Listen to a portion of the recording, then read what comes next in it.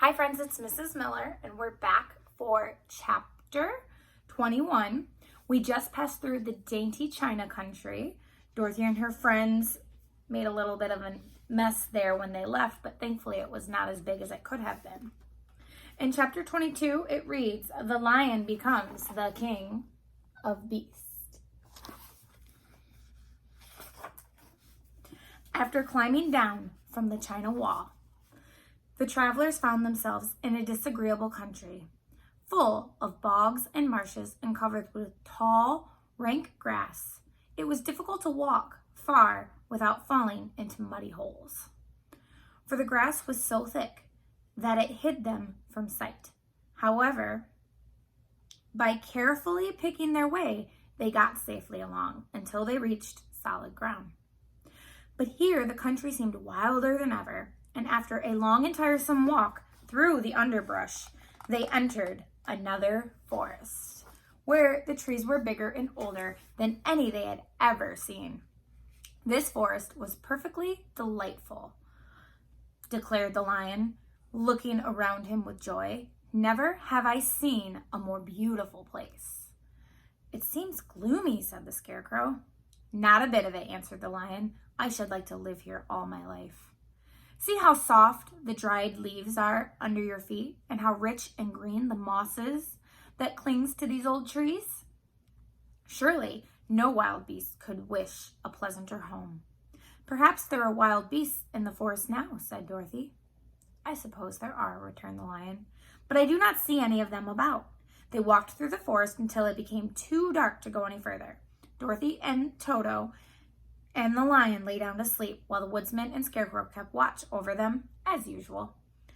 When morning came, they started again. Before they had gone far, they heard a low rumble, as of the growling of many wild animals. Toto whimpered a little, but none of the others was frightened, and they kept along the well-trodden path until they came to an opening in the wood, in which were gathered hundreds of beasts of every variety. There were tigers and elephants and bears and wolves and foxes and others in the natural history. And for a moment, Dorothy was afraid. But the lion explained that the animals were holding a meeting, and he, judging by their snarling and growling, that they were in great trouble. As he spoke, several of the beasts caught sight of him, and at once the great assemblage hushed, as if by magic. The biggest of the tigers came up to the lion and bowed, saying, "Welcome, O King of Beasts. You have come in good time to fight our enemy and bring peace to all of the animals in the forest once more."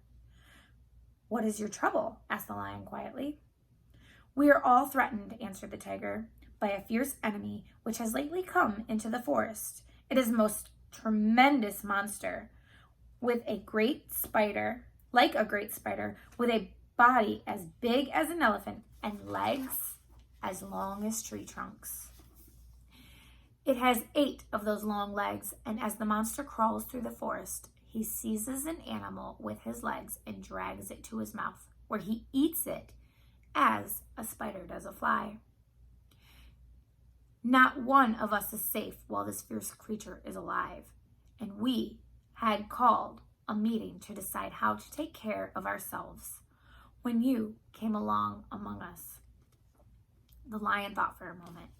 "Are there any other lions in this forest?" he asked. "No, there were some, but the monster has eaten them all. And besides, there were none of them nearly so large and brave as you."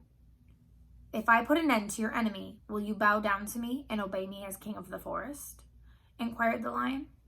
"We will do that gladly," returned the tiger, and all the other beasts roared with a mighty roar. "We will." "Where is this great spider of yours now?" asked the lion. "Yonder among the oak trees," said the tiger, pointing with his forefoot. "Take good care of these friends of mine," said the lion, "and I will go at once and fight the monster." He bade his comrades goodbye and marched proudly away to do battle with the enemy. That courage must be coming in handy, I tell you. The great spider was lying asleep when the lion found him, and it looked so ugly that its foe turned up its nose in disgust. Its legs were quite as long as the tiger had said, and its body covered with coarse black hair.